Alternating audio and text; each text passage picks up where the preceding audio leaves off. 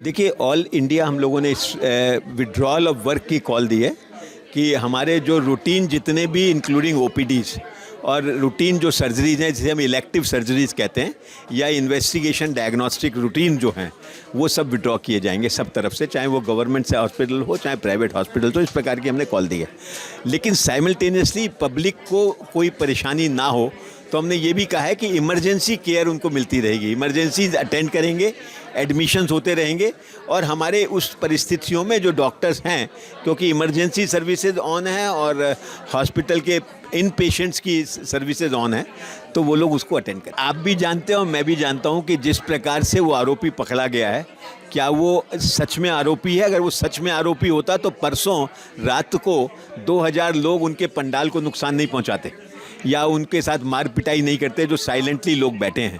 तो एक सस्पिशियस लहर वहाँ पे है कि ये जो पकड़ा गया है ये बंदा ओरिजिनल आरोपी नहीं है, इसके पीछे कोई और साजिश है। मैं उसके डिटेल्स में नहीं जाना चाहूँगा क्योंकि आप लोग ज़्यादा इस बारे में जानते हैं। दूसरी बात जो कहना है कि जो बाकी डिमांड्स हैं, पकड़ा गया वो ख़त्म नहीं हो गया, सीबीआई इंक्वायरी से ख़त्म नहीं होगा। सीबीआई को सरकार सपोर्ट ही नहीं कर रही है, आप देख रहे हैं कि उनके सारे एविडेंसेस मिटा रहे हैं, कर रहे हैं।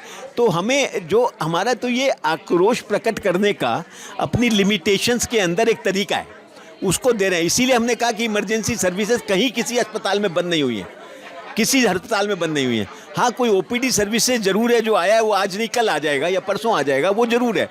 इतना परेशानी तो की जिम्मेदारी हमारी नहीं है, सरकार की है। और हाथ जोड़ के हम कहते हैं कि हम तो नहीं चाहते ये भी हो, लेकिन हमारे पास और क्या ऑप्शन है आप बताएं। हम 10 साल से सेंट्रल एक्ट की बात कर रहे हैं। सेंट्रल एक्ट का हमने लड़ाई लड़ी, नड्डा साहब ने एक कमेटी बनाई, वो कमेटी 3 मेंबर की कमेटी थी, 4 मिनिस्ट्रीज़ के जॉइंट सेक्रेटरी लेवल के ऑफिसर्स उसमें थे। 18 महीने के बाद उन्होंने रिपोर्ट दी कि सेंट्रल एक्ट ज़रूरी है। उसकी एक कमेटी बनी, ड्राफ्ट बना, वो ड्राफ्ट पार्लियामेंट में पेश हुआ।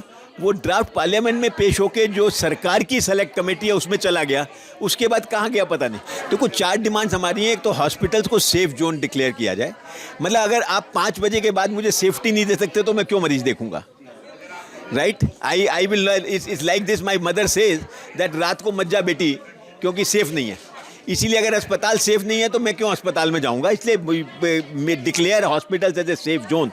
आफ्टर ऑल निर्माण भवन में आप नहीं जा सकते हैं, कोई तरीका है ना, सिस्टम हर जगह है।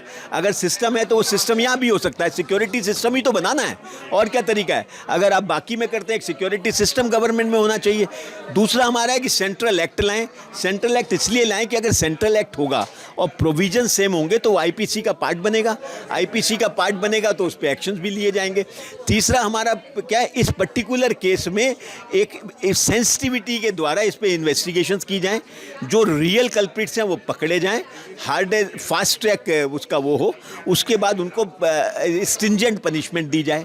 और साथ में हम जैसे कहा कि respectable, a decent compensation should be given to the family because that family is a very very poor family.